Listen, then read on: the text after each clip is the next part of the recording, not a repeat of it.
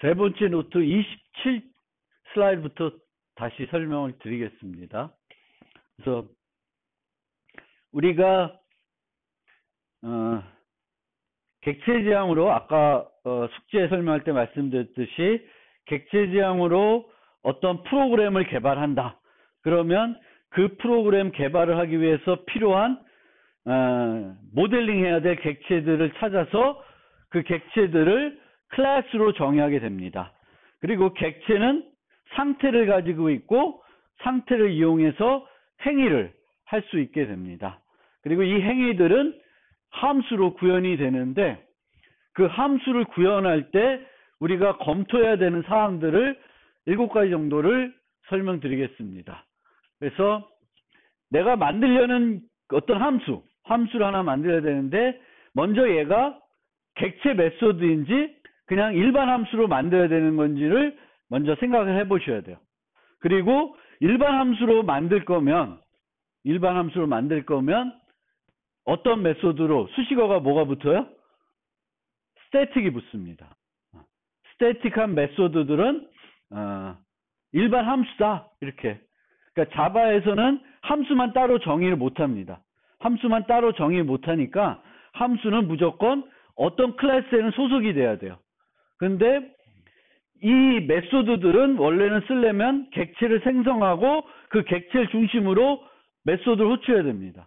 근데 그렇지 않은 우리가 프로그램 할 때 모든 요소를 객체지향적으로 모델링할 필요는 없으니까 만약에 어떤 함수를 만들고 그 함수는 예전에 뭘 했는지 기억할 필요가 없고 함수의 인자를 가지고 모든 걸 다 할 수 있어요.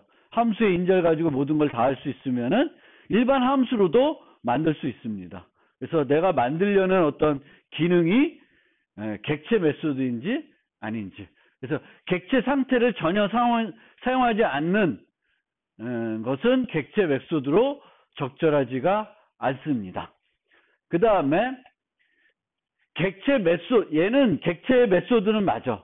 근데 A 클래스에 정의해야 될 메소드인지 B 클래스에 정의할 메소드인지를 혼동하는 경우도 있습니다. 메소드를 잘못된 클래스에 정의하는 경우도 종종 있어요.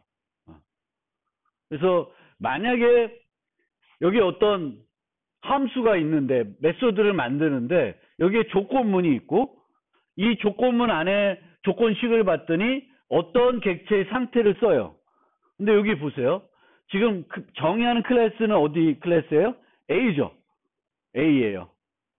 A. 그런데 인자로 B를 받고 있고 요 스위치문은 B를 중심으로 되어 있어요. B 값을 중심으로. 그러면은 이런 함수는 이런 스위치문과 관련된 요 부분은 여기에 정의될 것이 아니라 B에 가 있어야 되는 게 맞아요. 그래서 어떤 조건식의 조건을 따지는 어떤 요소가 이 클래스가 아니라 다른 클래스면은 그런 관련된 문장들은 A 클래스에 있어야 되는 게 아니라 B 클래스에 있는 게 맞습니다. 그래서 어쨌든 내가 정의하려는 메소드가 현재 이 클래스에 정의되는 게 맞는 건지 아니면 다른 클래스에 정의되는 게 더 적합한 건지를 우리가 검토해 볼 필요가 있고요. 그 다음에 메소드의 접근 권한은 어떻게 할 것인지. 보통은 외부와 상호작용에 필요한 것은 퍼블릭으로 가고 그렇지 않은 것들은 이제 프라이빗 또는 프로텍티드 뭐 등등 여러 가지 접근 권한을 쓸 수 있습니다. 그래서 외부와 상호작용이 필요한 것들만 이제 퍼블릭으로 가시면 되겠고요. 함수를 만들 때에는 그것의 사후 조건을 알아야 됩니다. 그래서 이 함수가 언제 올바르게 동작할 수 있는 건지, 그리고 올바르게 동작하면은 끝나고 나서는 어떻게 돼야 되는 건지, 그거를 알아야 됩니다. 그래서 사전 조건은 인자와 많이 관련되어 있어요. 이 메소드의 인자.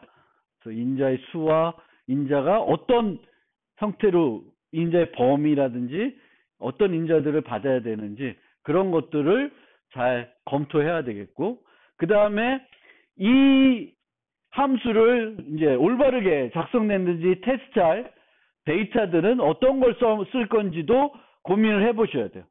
이 고민을 안 하고 프로그램 하다 보면 내가 빼먹은 케이스가 있어서 제대로 다 구현이 안 돼 있을 수 있어요.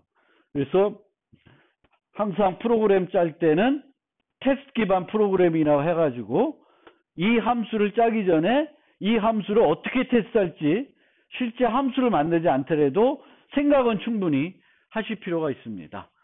그 다음에 이 함수에는 어떤 예외적인 상황들이 발생할 수 있는지 검토를 해야 되겠고 혹시 부작용은 없는지 검토를 해야 되겠습니다. 그래서 메소드 구현할 때 이런 것들을 충분히 검토하고 구현을 해야 되겠습니다. 각각에 대해서 좀 더 필요한 부분들은 자세히 설명드리겠습니다.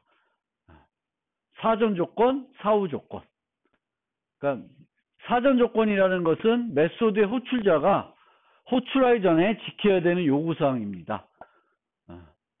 사전 조건이 만족되지 않았을 때에는 메소드 구현자는 그 결과에 대해서 책임을 지지 않아도 되는데 그렇다고 배째라 하시면 안 되고 사전 조건이 위배됐는지 안 되는지는 검사는 해줘야 됩니다. 그 검사를 하고 나서 뭘 할지는 이제 좀 개발자의 마음일 텐데 어쨌든 사전 조건을 만족시켜야 될 책임은 개발자에 있는 것이 아니라 그것을 호출하는 사람한테 있는 겁니다. 그 호출하는 개발자한테 있다. 그래서 뱅크 어카운트에서 입금 메소드의 사전 조건은 어마운트가 0보다 커야 된다. 입금하려는 금액이 0보다 커야지만 정상적으로 동작한다. 그래서 아까도 얘기했듯이 사전 조건이 위배되면은 그 메소드를 구현하는 사람은 책임을 안 져도 되는데 그래도 해줘야 돼요, 뭔가를. 그래서 하는 방법은 두 가지인데요. 예외를 처리하는 방법이 있고 아무것도 하지 않는 방법이 있습니다. 그래서 우리가 지난번에 구현한 이런 방식은 아무것도 하지 않는 거예요. 위배가 되지 않은 경우에만 하고 위배가 되면 아무것도 안 해요. 아무것도 안 하면은 상태가 엉뚱한 상태로 가지는 않겠죠. 그렇죠? 그래서 아무것도 안 하게 짜도 돼. 아니면은 이런 식으로 여기가 이제 새로 보이는 문법인데 예외를 처리하는 거는 5장 가서 설명드립니다. 그래서 그때 가서 다시 설명드리겠지만 이런 식으로 문제가 발생했다는 것을 호출한 사람한테 알려주는 거예요. 지금 0이 오거나 아니면 이퀄을 0까지 포함시켜서 이퀄을 0까지 해가지고 이제 뭔가 문제가 있다라는 걸 알려주는 거예요. 그게 예외 처리하는 방법이고요. 특히 이런 예외 처리는 언제 더 중요하냐면 개발하는 과정에서 매우 중요합니다. 개발하는 과정에서는 어떤 일들이 벌어질지 모르기 때문에 문제가 발생하면은 바로바로 알아야 돼요. 바로바로 알기 위해서는 이렇게 하는 것보다는 이런 예외 처리하게 되면 내가 인지를 할 수밖에 없어요. 그래서 개발 과정에서는 예외 처리하는 게 무척 중요합니다. 그래서 그런 방법으로는 예외 처리하는 거 말고 어서트라는 기능도 있어요. 이것도 5장에서 설명드릴 텐데 어서트를 해놓으면은 이게 0보다 크지 않으면은 여기서 죽어요. 프로그램이 죽는데 이 어서트 기능은 한꺼번에 다 제거할 수 있습니다. 그래서 개발할 과정에는 어서트를 써서 내가 조건들이 잘 만족되고 있는지 보다가 나중에 배포할 때는 어서트를 다 빼고 CM 파일 만들어라 하면은 쫙 만들어주는 거예요. 그래서 그런 걸 활용할 수 있습니다. 그래서 어쨌든 내가 어떤 함수를 만들 때 이 함수의 사전 조건을 알아야 되겠고 그 사전 조건이 위배되지 않는 특히 인자들이 그걸 위배해서 들어오지 않았는지를 검사를 해줘야 되겠고 위배를 했을 때에는 보통은 예외 처리를 해서 오류를 빨리 발견할 수 있게 해주는 게 중요한 거고 개발 과정에서는 이제 배포할 때는 좀 더 달라집니다. 이제 그게 절대 일어나지 않겠다고 생각하면은 아예 뺄 수도 있어요. 왜냐하면 이 디포짓은 어딘가에서 부를 거고요. 그 부르는 데서는 절대 음수가 안 들어온다 생각하면은 이거 굳이 없어도 돼요. 그러니까 이렇게 갔다가 개발이 완료되고 나서는 이 어서트 부분은 생략하시면 돼요. 그래서 우리가 프로그램을 개발할 때 개발하는 과정하고 나중에 배포하는 거하고는 조금 달라질 수 있다. 코드가. 그래서 개발하는 과정에서는 빨리빨리 그 오류를 찾고 보완해야 되기 때문에 예외 처리해 주는 것이 중요하다. 사후 조건. 사후 조건은 이 함수가 해야 되는 일이 뭐냐? 이거죠. 정상적인 사전 조건이 만족된 상태로 어떤 함수가 호출됐을 때 이 함수가 뭘 해야 되냐? 그래서 사전 조건은 보통 두 개인데 반환값. 어떤 값을 반환해 줘야 되냐? 아니면은 이 함수가 실행되고 나서는 객체의 상태는 어떻게 되어 있어야 되는 거냐? 이제 이런 겁니다. 그래서 디포짓은 이 어마운트가 사전 조건을 만족했으면은 사후 조건은 뭐겠어요? 잔액이 얼마만큼 증가해야 돼? 잔액이 어마운트만큼 증가해야 되겠죠. 그렇죠? 어마운트만큼 증가해야 됩니다. 그리고 얘는 int는 현재 잔액을 반환해 줘야 되겠죠. 그래서 그런 이 함수에서 해야 되는 일을 정확히 이해하기 위해서는 사후 조건. 그 사후 조건은 요 함수에서 반환하는 값이 의미 있을 수 있고 아니면 객체가 A라는 상태에서 어떤 상태로 가냐. 이 함수가 정상적으로 수행되면. 그걸 알아야 거기에 맞게 코딩을 하죠. 그래서 사후 조건, 사전 조건, 사후 조건을 잘 이해하고 메소드를 구현하셔야 된다. 그리고 그런 과정에서 이제 우리가 이제 이 프로그램이 문제가 있냐 없냐를 그 검사를 할 때 이제 사용하는 어떤 데이터 중에 하나가 이런 것들이에요. invariant. 변하지 않는 거. 늘 만족해야 되는 조건들을 invariant라고 하는데 보통 invariant는 예전에는 이 루프 invariant라고 해서 루프를 디버깅 할 때 이 루프는 항상 돌 때마다 만족해야 되는 조건이 있다. 그러면은 그 조건이 만족하는지를 디버깅 하면서 보는 거예요. 근데 요 줄은 뭘 해주는 거야? 1부터 n까지 더하는 거죠. 1부터 n까지 더하는 거예요. 그러면은 지금 현재 세 번째 돌고 있을 때는 3까지 더한 값이 썸의 결과가 돼야 돼요. 그리고 네 번째 돌면 4까지 더한 값. 다섯 번째 돌면 5까지. 그래서 1부터 i까지의 합이 루프의 인바리언트예요. 이 루프가 돌 때마다 썸은 1부터 i까지 합이 돼야 된다라는 게 이 루프의 인베리언, 변하지 않는 조건이에요. 그래서 저 조건을 알면 내가 이 루프를 검사를 할 때 저 조건이 맞는지 틀린지 보면 돼요. 그리고 이제 객체 지향에서는 개별 이렇게 어떤 함수 안에 들어가는 루프 말고도 클래스 인베리언트라는 거를 생각해 볼 수 있어요. 클래스 인베리언트는 이 클래스 객체가 항상 만족해야 되는 조건이에요. 그러면은 우리가 은행 계좌 예에서는 잔액은 항상 0 또는 0보다 커야 된다. 마이너스 통장이라는 게 없으면은 잔액은 항상 어떻게 해야 돼요? 0보다 커야 되겠죠. 그럼 제가 기준이 돼서 항상 우리가 프로그램이 오동작할 때 요걸 봐야 되겠죠. 잔액이 혹시 음수가 되어 있지 않나.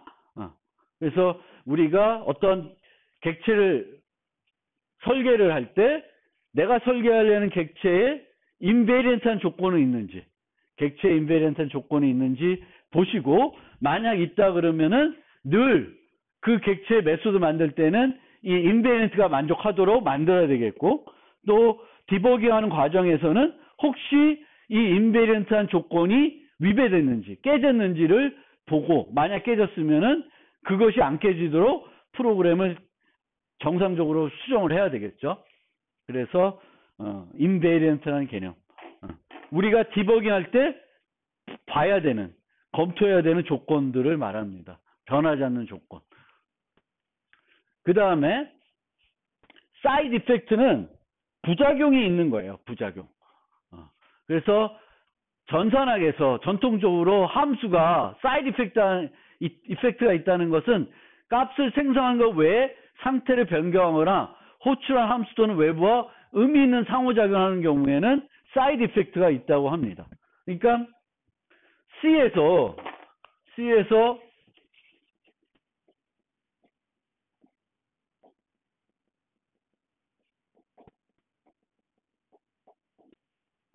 이런 함수가 있어요. 수업이라는 함수가 있어요. 수업이라는 함수가 있고 포인터를 두 개 받아요. 그래서 어디서 여기에 int n a d 10 int 2 5 이렇게 해가지고 수업 2 하면 얘는 이거 끝나고 나면 d와 2의 값이 바뀌죠. d와 2의 값이 바뀝니다. 그러면 이 함수는 사이드 이펙트가 있다 그래요. 사이드 이펙트. 그런데 뭐 sin 30도. 그럼 이런 함수는 없죠. 사이드 이펙트가. 그냥 30 주면은 30도에 대한 값만 반환해 줘요. 사이드 이펙트가 없습니다. 그래서 이렇게 참조로 교환할 경우에는 이런 함수들은 사이드 이펙트가 있다. 그래서 가급적이면 사이드 이펙트가 없도록 함수들을 만들어줘야 됩니다. 근데 객체지향에서는 메소드가 호출된 객체 외에 다른 객체의 상태를 변경하면 부작용이 있다고 얘기를 합니다. 객체지향에서는. 예를 들면 계좌이체 메소드를 만든다고 생각해 봅시다. 계좌이체. 한 계좌에서 다른 계좌. 여기 보면 피터 어카운트가 있고 톰 어카운트가 있어요. 1,000원, 500원. 그래서 피터 계좌에서 톰 계좌로 200원을 인출하는 거예요. 계좌이체하는 거예요. 그러면 피터는 800원이 되겠고 톰은 700원이 되겠죠. 그래서 그거를 이렇게 만들면은 이 함수에서는 피터도 수정하고 톰도 수정하죠. 그럼 부작용이 있다 그래요. 보통 A. 어떤 함수를 부르면 얘만 수정해야 돼. 이 객체를 중심으로 호출하면은 이 객체만 수정될 수 있어야 돼요. 근데 얘도 수정되고 여기에 인자를 보낸 애도 수정이 되면은 이 자체는 부작용이 있는 함수다라고 얘기합니다. 왜냐하면 우리가 통상적으로 관례적으로는 이런 함수를 안 만들기 때문에 그래요. 그래서 이렇게 만들게 되면 이런 함수들은 부작용이 있다고 얘기합니다. 그래서 부작용이 없도록 만들어야 디버깅하기가 깔끔하고 우리가 코드를 읽을 때 오해하지 않을 수가 있습니다. 그래서 항상 객체지향에서는 얘가 중심이 되겠고 얘를 중심으로 불렀으면은 얘가 수정이 될 수 있고 안 될 수도 있지만 다른 애들이 수정되면은 조금 그거는 잘못된 형태로 프로그래밍이 구조화가 된 거로 볼 수 있습니다. 그래서 저런 거를 사이드 이펙트가 있다 그러고 또 하나가 우리가 숙제한 거하고 연관이 되어 있는데 여기다가 뭐 잔액을 출력해 보고 싶어요. 그럼 콘솔 프로그램에서는 이렇게 하겠죠. 근데 이런 걸 많이 하니까 내가 이런 메소드를 만들었어요. 그런데 이런 메소드는 부작용이 있다고 합니다. 왜? 이 메소드는 어디서만 동작을 해요? 콘솔 프로그램에서만 동작을 합니다. 그래서 이렇게 오류 메시지 출력하는 것도 다 특정한 환경에서만 동작할 수 있는 코드들은 부작용이 있다고 합니다. 그래서 우리가 사용자 인터페이스하고 기본 로직이 되는 클래스하고 구분시켜줘야 되겠고 이런 뱅크 어카운트에는 이렇게 시스템 아웃이나 시스템 인을 사용하면 안 돼요. 그래서 잔액이 출력하고 싶으면 get balance 통해서 받아가지고 이게 GU하면 GU에 맞게끔 보여주면 되겠고 콘솔이면 콘솔에 맞게 보여주면 되는 거지 그거를 이 안에다 이렇게 만들 필요는 없다. 이렇게 만들면은 이 뱅크 어카운트는 어디서만 동작해요? 콘솔에서만 동작하도록 제한이 된다. 그래서 객체지향에서는 두 가지를 얘는 옛날에도 얘기했던 부작용이고 그러니까 요거는 객체지향에서 이제 추가적으로 얘기하는 부작용이고 요거는 이제 그렇습니다. 그러니까 특정 환경에서만 동작할 수 있는 코드들은 따로 분리해낼 수 있어야 된다. 그 다음에 요거는 지난 시간에 설명드렸죠. 요 부분을 요 부분만 떼서 인자. 그래서 자바는 뭐만 존재한다? 인자 전달이 뭐만 존재해요? call by value 값 전달 방식만 존재합니다. 근데 이 값 전달로 전달하는 데이터의 종류는 몇 가지? 두 가지가 있습니다. 하나가 뭐예요? 원시 타입. 또 하나는 참조 타입입니다. 원시 타입이 값 전달로 전달되는 건 이해하기가 쉬울 거고 그러면은 뭘 좀 잘 이해해 주셔야 되냐 하면 여기서처럼 객체, 참조 변수를 call by value로 전달하는 것은 어떤 효과가 있는지 잘 이해하고 활용하셔야 됩니다. 자바는 call by value밖에 없다. call by value밖에 없는데 우리가 전달할 수 있는 데이터는 이런 int와 같은 8종류의 원시 타입. 나머지는 다 무슨 타입? 참조 타입이에요. 참조 타입을 call by value로 보내면 어떻게 되냐. 그리고 call by value밖에 없으니까 어떤 함수의 스택에 있는 데이터는 절대 다른 함수에서 수정할 수가 없습니다. 자바에서는. 절대 할 수가 없습니다.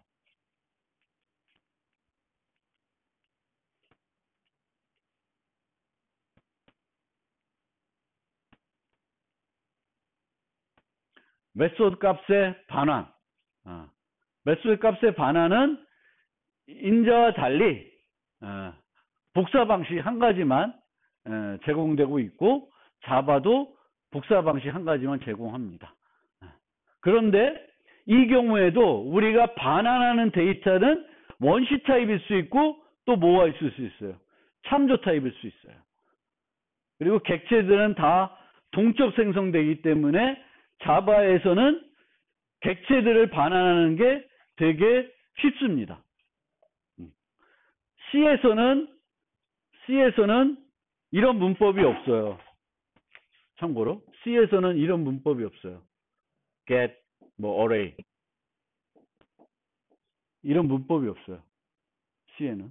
근데 자바는 나중에 배열 설명드리겠지만 자바에서 배열은 모두 동적 배열이기 때문에 이런 문법을 가지고 여기서 생성된 배열을 반환해 줄 수 있습니다. 다 뉴를 이용해서 생성하거든요. 자바는. 배열도 뉴를 이용해 생성하고 객체들도 뉴를 이용해 생성합니다. 그러니까 여기에 dog, baby return new dog 이렇게 할 수 있다는 거예요. 강아지를 생성할 때 우리가 return한다. 강아지를 반환해 주는 거죠. 근데 이 자체는 실제 강아지가 옮겨가는 건 아니고 뭐만? 주소만 왔다 갔다 하는 거죠. 결국 인자 전달도 뭐만 왔다 갔다 해요? 자바에선 주소만 왔다 갔다 하고 원시 타입 제어하고는 반환도 원시 타입 제어하고는 뭐만 왔다 갔다 해요? 주소만 왔다 갔다 해요. 그래서 그거를 잘 보시면 됩니다.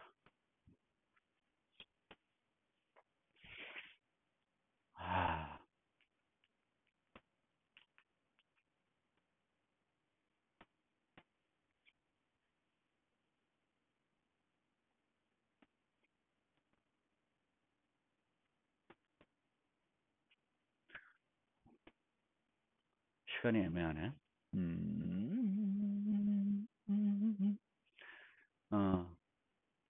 이제 static 우리가 이제 멤버 변수든 메소드든 static이라는 요 키워드를 가지고 수식할 수 있습니다. 그리고 이제 메소드가 static이라는 것은 얘는 객체 메소드가 아니다. 그냥 C처럼 일반 함수다. 이렇게 생각하시면 되겠고요. 멤버 변수가 static이라는 거는 만약에 class person, private, string, name 이렇게 돼 있어요. 그러면 학생 객체가 person이라는 객체가 사람이라는 객체가 100개 만들어졌어요. 그러면 요 name이라는 변수는 몇 개 만들어질까?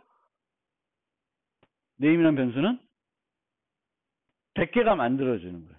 객체가 만들어질 때마다 여기에 name 계속 들어가요. 그런데 어떤 경우에는 이렇게 각 객체마다 다 생기는 게 낭비일 수 있어요. 낭비일 수 있고 클래스에 하나만 필요할 수 있습니다. 또 상수들의 경우에 예를 들면 상수들 여기 상수 설명하면 파이라는 게 있어요. 그러면은 여기에 클래스에 파이라는 게 필요해서 private, final, double, pi 3.14 이렇게 만들었어요. 그럼 person 객체를 100개 만들었다. 그럼 파이 값은 몇 개 생길까? 100개가 생겨요. 근데 이 파이 값은 100개 만들 이유가 없죠. 상수고 다 똑같은 거예요. 그래서 얘는 여기에 하나 또 뭘 들어가요? 스태틱이 들어가요. 스태틱. 그래서 만약에 모든 객체들이 공유할 수 있는 상수다. 공유할 수 있는 상수다. 그러면은 public static final이 됩니다. 이거 중요한 거예요. 매 학기 중간고사 때마다 나왔습니다. 왜 상수를 정의할 때 요 세 가지를 쓰냐. 파이널은 뭐라냐면은 변수를 상수화 시켜줘요. C++에서는 파이널 대신에 뭘 썼냐면은 const를 썼습니다. 근데 자바에서는 const를 안 쓰고 파이널 씁니다. 그래서 파이널 더블 파이면은 더블 파이라는 변수인데, 부동소수 변수인데 저 파이 값은 3.142로 고정돼 버려요. 바꿀 수가 없습니다. 그 다음에 스태틱을 왜 붙여주냐. 저 파이널 더블 파이가 이런데 있으면 이 객체를 스태틱이 아니면 100개 만들면 파이가 몇 개 생겨요? 100개 생긴다는 거예요. 그래서 클래스에 하나만 만들기 위해서는 앞에 뭘 붙여요? 스태틱을 붙여요. 스태틱. 그러면은 클래스의 객체를 아무리 많이 만들어도 2라고 하는 변수는 몇 개 생겨요? 하나만 생깁니다. 그리고 얘는 상수니까 수정을 못하죠. 수정을 못하니까 퍼블릭이라고 해도 아무 문제가 없다.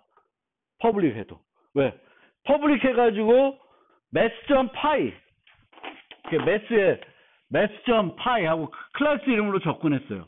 수정할 수 없으니까 굳이 mass.getPy 이런 식으로 만들 필요가 없잖아요. getPy. 함수를 이용해서 데이터를 접근할 필요가 없죠. 일반적인 데이터들은 네임 같은 경우에는 퍼블릭이 되면 이 네임을 엉뚱한 이름으로 바꿀 수가 있죠. 그렇죠? 근데 상수는 어때요? 상수는 값을 할당하고 나서는 바꿀 수 있어요, 없어요? 못 바꾸죠. 그러면 이런 데이터들은 프라이빗으로 갈 이유가 전혀 없습니다. 그래서 상수가 되면 프라이빗 쓸 이유가 없어서 퍼블릭으로 쓰는 거예요.